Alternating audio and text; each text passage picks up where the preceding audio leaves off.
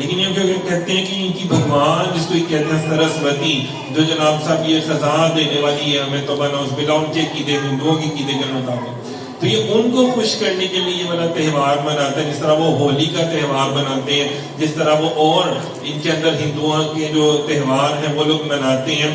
تو یار یہ ان کی رسومات ہیں. کبھی آپ نے ان سے کہا کہ آپ ہماری عید الفطر منائیں؟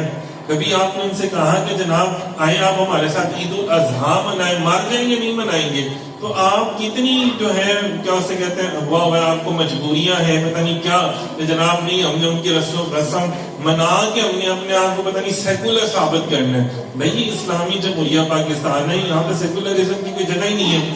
یہ تو نام ہی اس کہتے ہیں گھر کے باہر نام تختی ہوتی ہے نا، اس سے اس کی پہچان ہوتی ہے. تمہارے تو گھر کے باہر ملک پاکستان میں لکھا ہوا لا الہ الا اللہ محمد رسول اللہ، کلمے کی بنیاد پہ بنا، ورنہ تو ہندو مسلم اکٹھے رہ ہی رہے تھے.